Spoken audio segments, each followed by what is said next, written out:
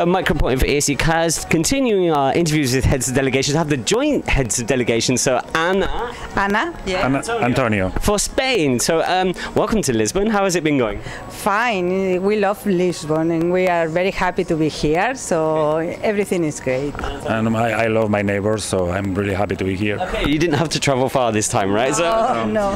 Okay, so you had a huge national final selection process this year. How did that all come together, and what were the production values you were looking for from that? Well, you know that we have in Spain that talk show, music show, Operación Triunfo, yes, and it's a talent show, and we decide in the middle of the program that we are going to use that program, that talent show, to pick up our representative. Okay. And it's good because everybody in Spain knows already, before the selection, knows them. Yeah. And everybody's happy with all the finalists. So when we make the show to select our representative, the public are happy with all of them, so it's a win-win situation for us. So, Antonio, that was quite interesting for me that you hadn't actually decided before the show started that you were going to use the act. What was behind the decision? Was it just you thought the ratings would be good? No, it was not only the ratings. It was also to see that the audience accepted it like something really personal. I mean, I think the audience has involved so much with Operación Triunfo, and we noticed that. So we thought it was the best idea to take a good advantage of a very good value that the program had already.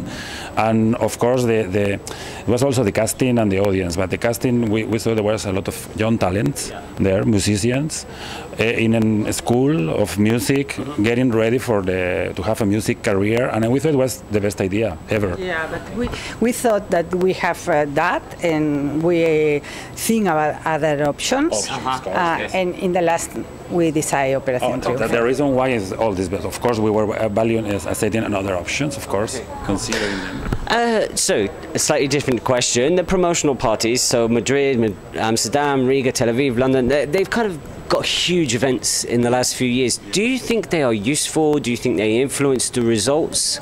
I think it's a good idea to do that.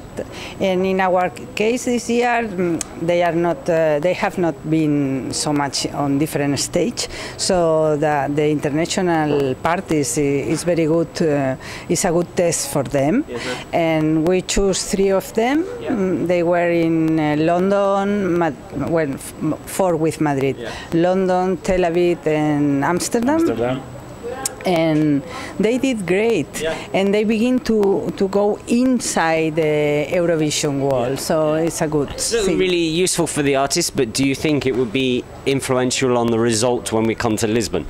I think that, in a way, I think yes, because it's a way that the audience gets to know it live and to know the artist better, and of course fans start making an opinion on what they like or what they don't like. So I think yes, in a way it influences a little bit, yes. And it's a good thing to meet between the artists and talk to them and see what are the other competitions, the other artists in the competition, what they sing, what they act, so it's good. Okay.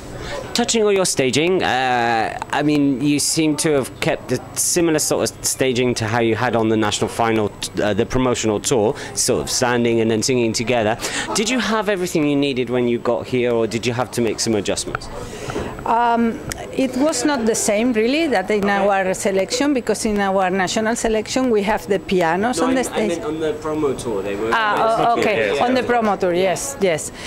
We have everything we need, and they like very much to sing, not to be playback. Yeah. And they ask in some, like in London, for example, they sing without playback, and they feel better, live music, and they prefer that. And yes, everything we ask for, we got it. Okay. Coming on to the future of the Spanish national final selection, what are the plans for next year? Well, there's nothing decided yet, of course. That's the only answer we can give you so far. And it's not our own decision. This is a company decision. So we can know We cannot advance say any anything news. because we don't know really with the team, entertainment and content director, what they're going to decide. Okay, so watch this space for that then.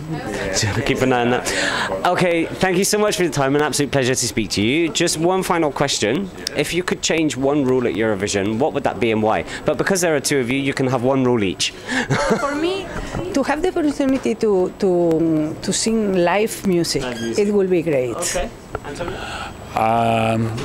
I think it would be more fair if we only have one semi-final. Yes. Well, That would it would be a very long show though. Very long show, yeah, maybe.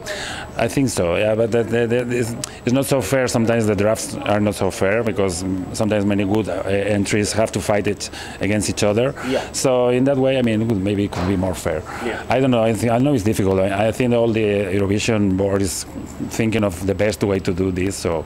Okay. Maybe we are doing the best way.